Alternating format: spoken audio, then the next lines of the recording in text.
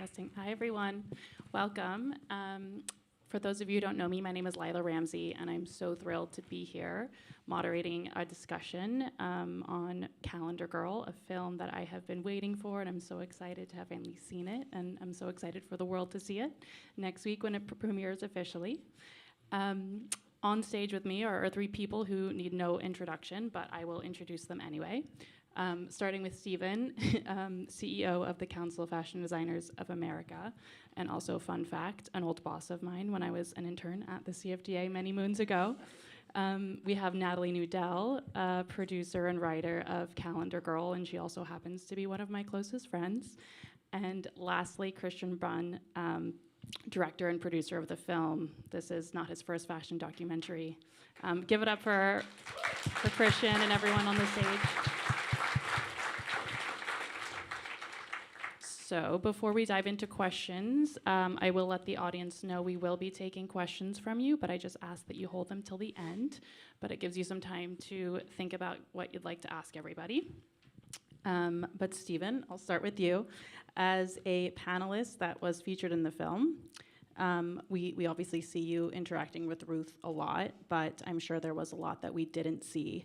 I'd love to hear one of your fondest memories of Ruth. Well, I think some of the moments in the film kind of represent the relationship we had, and to be at the birthday party and be included with the family and to get to know Larry and the family through the course of us acquiring the fashion calendar, that meant a lot to me.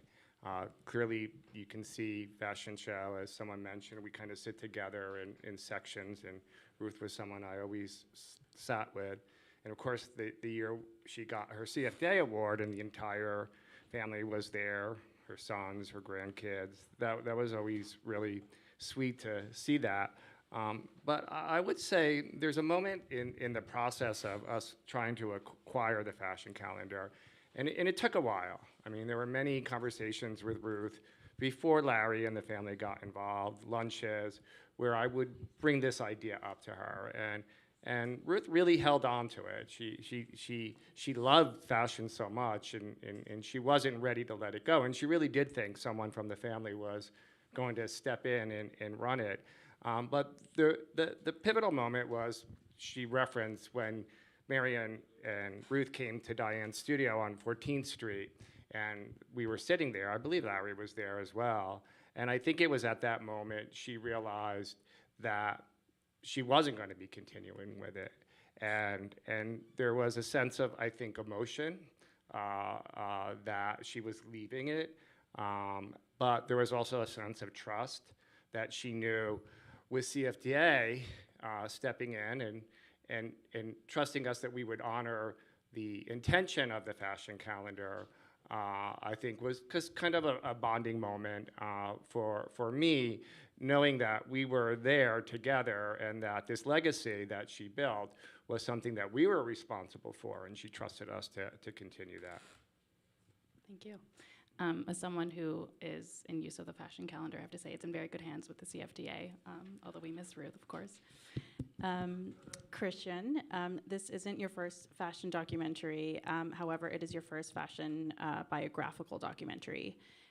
Did you approach this project differently? And if so, how so? Well, I think it was supposed to be in some ways, it was a passion project. So it just came up as something we would go do. We would film for a few months, and then we would do this wonderful film capturing the transition and the closing of the fashion office or calendar office. But as things go, we all fell in love with Ruth, and she was just fantastic and awesome. And so I ended up following her around for maybe 18 months, really. So it took on a life of its own, and 7 years later, here we are. It's finally finished. But it was just that. It just kind of grew into something kind of bigger than we could even have imagined. You know, so. Natalie, I'll ask the same question to you. How did you approach this documentary, and did it change over the course of the film's production?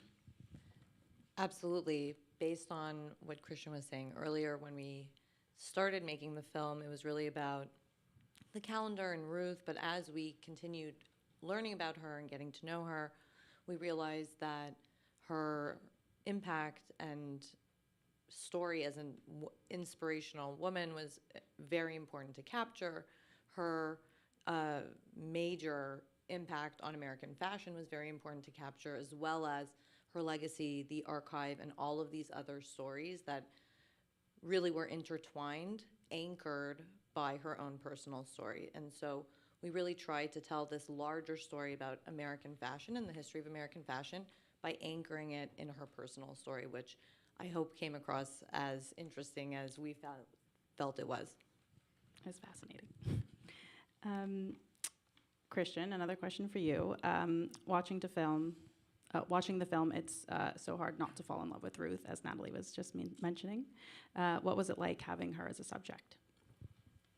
Oh, it was just fantastic, and I mean, the reason it also, like I said, it kept growing is that we followed her around at Fashion Week, and everybody knew her. Like Ralph Lauren would say hi, every guard, every security person there just knew her. And, hey, Ruth, what's going on? Like she was just like a fixture, right? And you just, so that's it. And we were very lucky in a way because it was really just me and the camera and Ruth and Natalie, sometimes Mary. And that was it. So it was this very intimate thing of just getting to know her. And I got to know her because I'd only known her for like a week before we started shooting. Yes, it's hard to explain other than it was a very organic process of just realizing that there was such a great story and a small story that sort of unfolded to be this huge impact. And there's just no way we couldn't do it, Stephen, in the end of the film, we see the birth of the CFDA's fashion calendar. But since then, so much has happened. We have Americans showing in Paris, Parisian showing in America. What does the fashion calendar look like today? Well, I think the main change that we made after we acquired the fashion calendar, and it's kind of referenced in the film, Ruth was so generous and democratic. So if a young designer right out of school was ready to do a show, she'd put them on the calendar. And as you saw, it just grew very big and somewhat confusing and unmanageable. And really the industry looked for curation. They wanted someone to tell them what are the shows that we should really be focused on, because there's only so many hours in a day.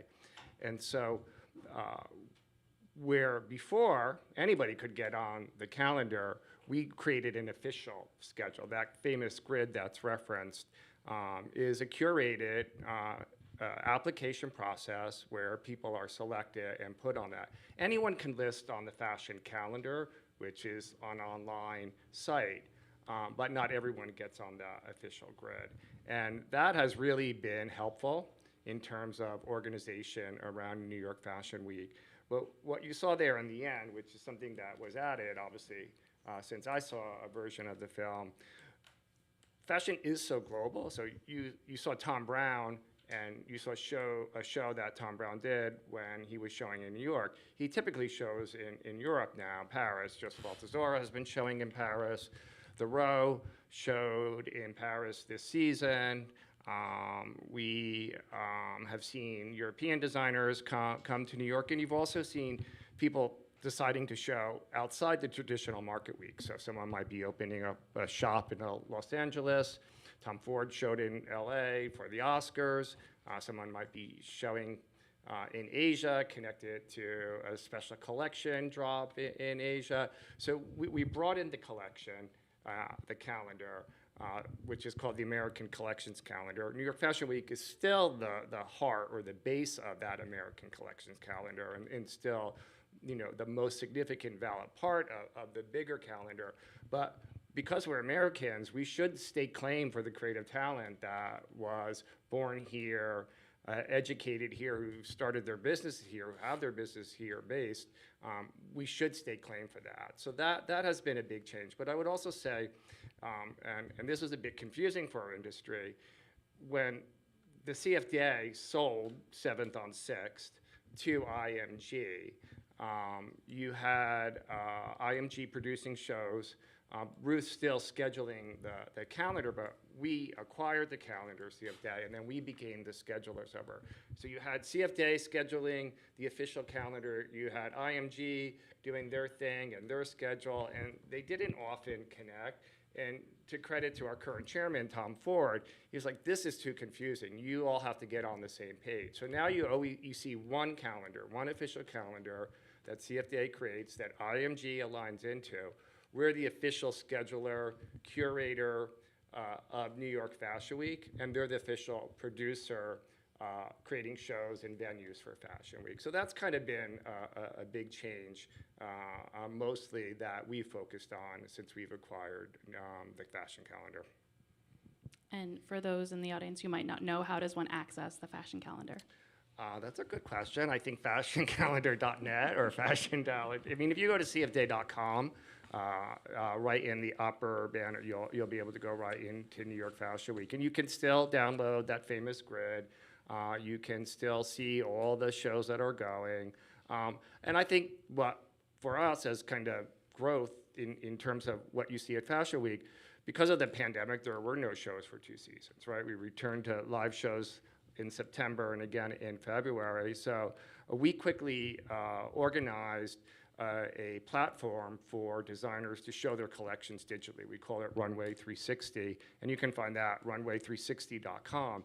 And so that is a stream, a video, a lookbook of all collections that were collections during the pandemic, with movement into virtual wholesale showrooms. So it's a B2B tool, but it also has consumer access too. So someone who just loves fashion can go in there, can even pre-order and shop. I think the natural growth will be a combination of Runway 360 and Fashion Calendar. So not only are you going to see the schedule of shows, but then you're also able to see that show or the content from that show, and not just the advance and where am I going, but what did I actually see, and as kind of a resource or a tool to kind of market and remember it. Thank you.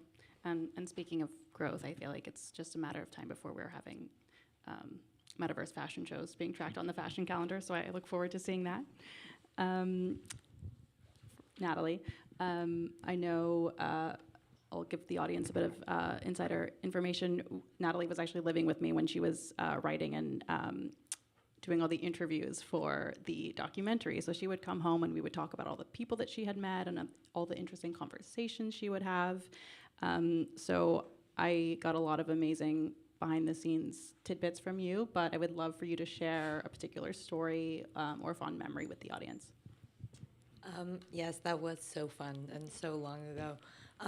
Shooting the film and following Ruth around and getting to know Ruth was such an amazing experience. She inevitably became my mentor and friend, and we shared a lot of time together, and that was so formative for me. I'm a fashion and textile historian, so being around Ruth and by osmosis, learning about so many experiences that she had and people that she knew was an unbelievable experience. And in terms of filming, and while we were making the film, you know, everyone saw just little bits and pieces of what our very generous interviewees shared with us, but we also had often very long interviews, sometimes hours long. And so in the film that we saw today, we only saw little clips of Stan Herman and others, but just being able to listen to their stories and gain that information and share that time with them was really, really special. Christian, we weren't living together when you made this documentary, so I don't know what your fondest memory might be, but if you'd like to tell the audience. Well, I think there's so many, and I getting to know Ruth is probably just overall the greatest thing that for me came out of the film. But I do also, just because we have so many people tonight here that were actually in the film and made the film, so if I can just take 1 second to just thank everybody that's here. Or people in the film. Fern is here from Alice, of course, wonderful. And we have Sylvia Lee, who has appearance in the film. Jeffrey Banks in the film. Ruth's family is here, so if you stay, please go and talk and chat and learn even more about Ruth Finley. And of course, all the executive producers that we have. We have Kika Hazawas in the back there. Eureka. Kate Del Pizzo and Tracy Jenkins Yoshimura. Yes. And we have Reka Alexander, who is also providing the delicious food that will be served upstairs. And Rafaela Victor, Mark Romeo, Angela Sun. It takes a lot of people to make a film, but here we are. Here we are. So a couple more questions, and then we'll open it up to the audience, if that's okay. So, Stephen, this one's to you. The film captures an earlier generation of incredibly influential fashion industry individuals. Some of those individuals are people we have lost in the recent years, but would love to hear about who you might think some of the disruptors are today. Well, I don't know that I'm going to name anyone specifically. I think the difference between today and, say, if you were to look at the archives from like 1962, you'd find a predominantly very white roster of designers. There were very few designers of color at the time. Of course, Jeffrey Banks is, a trailblazer and has had a long career and is in the film as well. But for the most part, I think it was a fairly white roster of shows. And one thing I'm very proud of is how we have really fostered diversity onto the official calendar. And you saw that this season, for sure. So I think it's more exciting when you see different cultural perspectives and creativity from different communities. And also giving people the opportunity that might not often have the opportunity to be part of a big structure like New York Fashion Week. I think you see too some brands that are this brand, the gender neutral or however you want to call it. There was a brand called Tanner Fletcher that I saw. At some hotel I had never been into over on Madison Avenue. And it was just really incredible what they were doing. And we've always seen designers become successful, not necessarily having gone to design school. Okay, Diane von Furstenberg is a good example of that. Even Tory Burch, right? But now you see, because of technology and how we are so interconnected, people who are creating things that are kind of just coming from the street or doing things their own way, and that's really exciting. And we see too with the runway, just in terms of casting, better representation as well of what really is reflective of American culture. So that's, I think, the biggest change. Of course, the CFD Vogue Fashion Fund, which many of you may know as a young talent program, I think it's going to be 20 years next year. That generation of designers is the Ralphs, the Donnas, the Calvins of today. Proenza, Alex Wang, Rag & Bone, Prabal, Joseph Altazara. And so I have a lot of affection for that group because that's a group we at CFD have nurtured and have helped build businesses, and many of them are integral parts of New York Fashion Week. Thank you. Okay, so last question is for you, Natalie. So what's not quite seen in the film is the incredible digitization process that I know you're working very hard on. Could you please tell the audience a bit about that? Sure, thank you so much for asking. So since making the film and working on the film, I'm a fashion and textile historian. I'm a professor at FIT. And I, along with Karen Trevette, who is also in the film, are leading a project to digitize Ruth's entire archive called the Ruth Finley Collection, digitizing 70 years of the fashion calendar.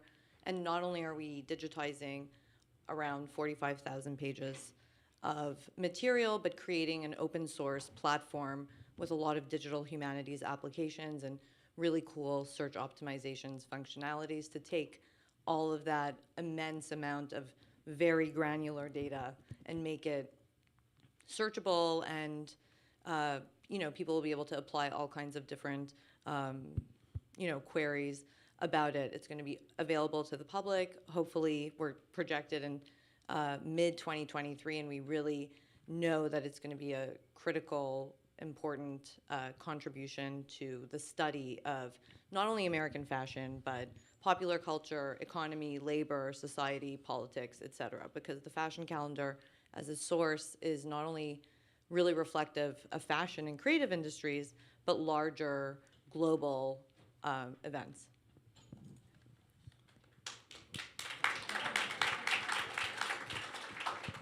So I have a few more thank yous. I just remembered, but I forgot. There's, of course, Mary is here. Mary Hackley, who was in the film, who was Ruth's right hand for many years, is here. There she is, of course. And we have Rosie Nakamura, who is the editor, who did an incredible job, who's here. And we have her sister Autumn Nakamura, who did all the wonderful graphics in the film. And I probably forgot more people, but there's a lot of people who worked on this. Thank you. Well, does anyone in the audience have any questions? I don't know if there's microphones going around, but perhaps you could just speak a bit loudly, and I'll repeat the question. Great. Okay. Go ahead. What a wonderful film, and I would like to know about the music for the film, because the music is so lovely and so representative, I think, of the mood of Ruth. How did you come to that, and what was the process? Thank you, thank you. We were very lucky. We got a composer named Darren Johnson who played with Miles Davis back in the day. He's a piano player, but so through him we got incredible musicians on it. So the whole thing is an original score, and getting to do a version of Somewhere Over the Rainbow, which is referenced by Mary Lou in the beginning. So to get to do that is an enormous process, because it's one of the most prized songs of the Universal or Sony, but it's a catalog. And it was it took 6 months for them to have board meetings and talk about it. So it was a very difficult thing to do, and I think it's a beautiful, beautiful version of it. But yeah, I think for this film and that we actually have an original score is quite unique, and we feel blessed and lucky to have that. So. And will the film be released? Oh, it's going to be released on Tuesday on iTunes and Amazon and all of the VOD platforms, all the Comcast, RCN, Spectrum, and all that stuff. And then it'll slowly move on to other things like Netflix later on and Hulu. But the first round are all the ones where you have to pay for it. But on International Day of the Woman, March 8th. Yes.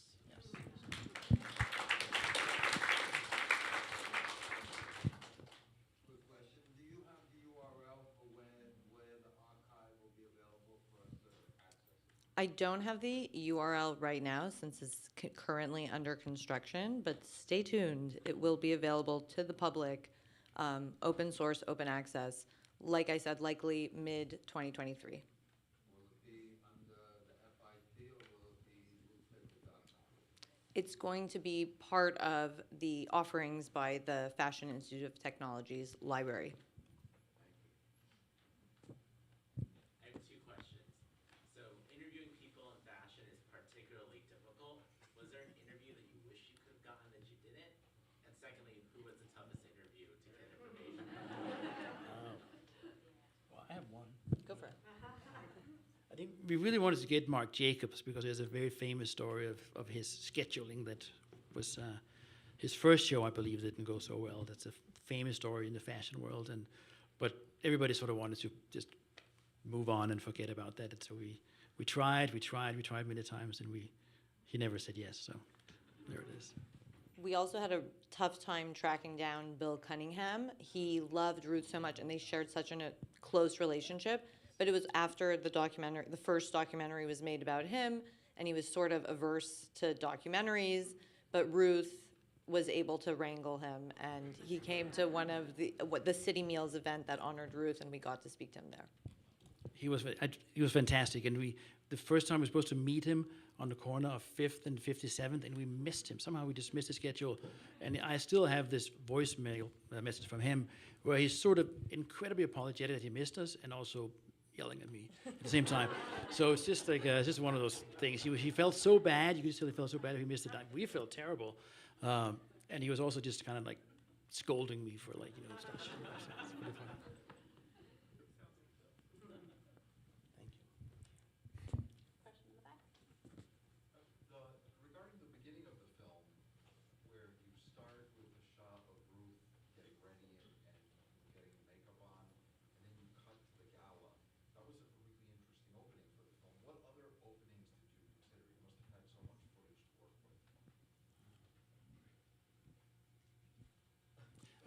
Well, I think for the longest time we wanted to open the film just on the calendar office, so where the title comes in now, and we just are sort of in the middle of a day in the office, and then take it from there. But we just felt that setting up this idea of like getting all the quotes and getting a sense up front of somebody who's that important apparently that we don't know, and then hopefully that will sort of get the interest and drive people into the film. But yeah, that was another opening idea we had.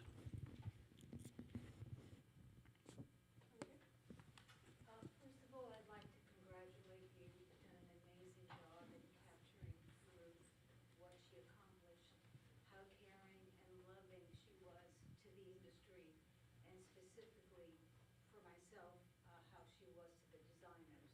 Did not make a difference as to how grand and big you are or how small you are. You were a creative person. She got that. She embraced it, and she loved you for it. I had reached out to her, I think it must have been maybe 2004, when I was thinking of doing my first runway show. And she came down to see what I was doing, and she was all for it. And I said, Ruth, when do you think I should show? She says, just give me a day. So she calls me back and says, I think Friday is the perfect day. You're going to go between, I think at the time it was Calvin Klein's and Ralph Lauren. And I'm like shaking. I had never shown before. This was my first season. And she sort of, in her own way, held your hand and said, you're going to do it and you're going to be fine. And she was indeed sitting in the front row, and she was the first one to make her way backstage to hug you and to tell you how wonderful it was. What I can say is my experience has been so unique with her because our industry has moved so quickly. You very rarely have people like that really care about the creators. And she was that, even when she stopped, putting in her full-time day. She stayed in touch. We'd meet up in the neighborhood and have brunch on a Sunday. She wanted to know, so what was I doing next? There's very few people that really, truly care, and it was all from the heart, and she was that. So thank you to all of you for capturing this amazing audience. Thanks, Joanna.